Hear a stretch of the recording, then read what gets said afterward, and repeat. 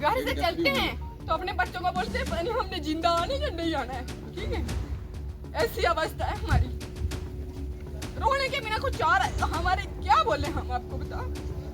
रियासी के चान गांव के अंदर जनता दरबार लगाया गया। एमएलए वहां मौजूद थे, लेकिन एक महिला ने रो रो कर एमएलए के सामने अपना दर्द बयां किया। क्यों बताओ, हमने आप लोगों के साथ क्या गलत किया है? बताओ किस चीज की सजा दे रहे हैं आप हमें? बोलते हैं आज करेंगे कल करेंगे, रोड आएगी। हमसे नहीं टूटते दफे, ठीक है। हमसे अगर दफे टूटते तो आज तक 4 रोड पहुंची होती थी। सड़क की खस्ता हालत है, मेडिकल की कोई सुविधा नहीं है, ढेर सारी परेशानियां हैं। और किस तरीके से उसने रो रो के अपनी समस्याएं जो है बताई। इलेक्शन को साल हो गया, 1.5 साल हो गया, क्यों नहीं आई रोड? क्यों लगे दफे? इतनी रोडें बन गई, यहाँ हमारे ही दफे लगते हैं, क्यों लगते हैं? आपका बुरा लगे, ठीक है। मेडिकल की सुविधा बताओ हमें। परसों एक दीदी बीमार हो गई रात को, ठीक है। उसको 4 पाई पे उठा के हमने कैसे लिया? पूछ लो जिन भाइयों ने लिया, उनको बोलो कैसे लिया। रियासी के चान गांव के अंदर जनता दरबार लगाया गया। एमएलए वहां मौजूद थे, लेकिन एक महिला ने रो रो कर एमएलए के सामने अपना दर्द बयां किया।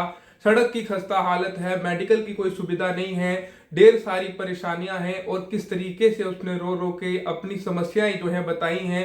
उसने ये कहा कि जब हमारे बच्चे हमें पूछते हैं कि माँ आप कहाँ जा रहे हैं, तो हम यही कहते हैं कि हम इस रास्ते से जा रहे हैं, हो सकता है हम वापस ना लौटें। इस महिला ने जो दर्द बयां किया है, ये सबसे पहले आप भी सुनिए। प्रधानमंत्री आवास योजना, लाडली बेटी योजना, कितनी योजना है। आप ऑफिसर पढ़े लिखे लोग हैं, हम तो क्या हैं, आपको सब नॉलेज है ना। एक मुझे प्रूफ करके बताओ हमारे गांव में कोई है कोई? किसी में है दम तो बताओ। क्यों हम लोगों की बदनसीबी है या आप लोगों की है? ठीक, हमें बोलना पड़ता है मजबूरी से। हम नहीं चाहते हम आपकी बेइज्जती करें, ठीक है, लेकिन फिर भी। और देखो मेडिकल की सुविधा बताओ हमें। परसों एक दीदी बीमार हो गई रात को, ठीक है। उसको 4 पाई पे उठा के हमने कैसे लिया? पूछ लो जिन भाइयों ने लिया, उनको बोलो कैसे लिया।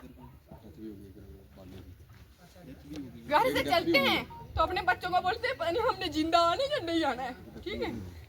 ऐसी अवस्था है हमारी, रोने के बिना कुछ और हमारे क्या बोले हम आपको बताओ। क्यों बताओ, हमने आप लोगों के साथ क्या गलत किया है? बताओ किस चीज की सजा दे रहे हैं आप हमें? बोलते हैं आज करेंगे कल करेंगे, रोड आएगी। हमसे नहीं टूटते दफे, ठीक है।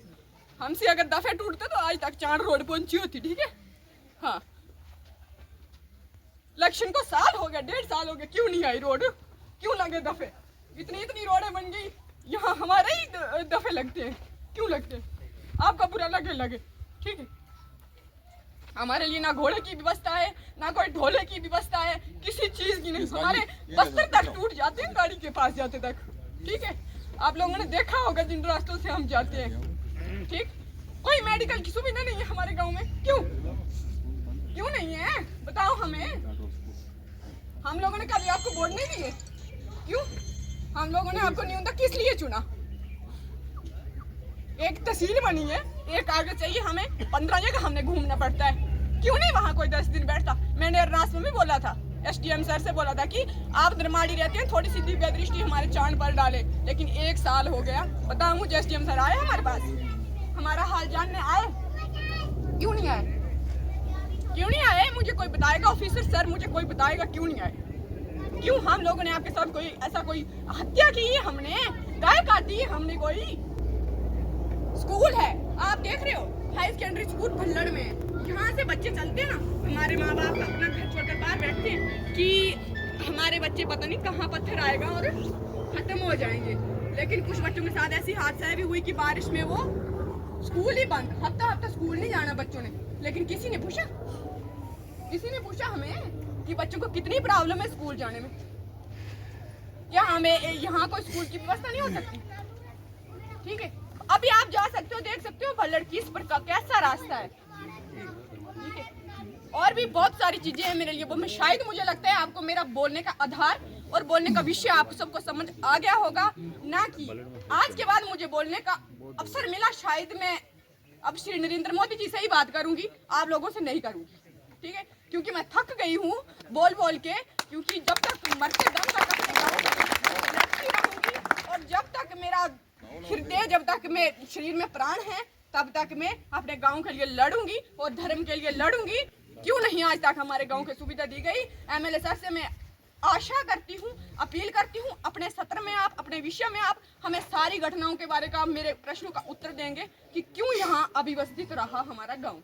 ठीक, तो मैं अब सभी ने बोलना होगा, मैं किसी को ज्यादा समय ना लेते हुए।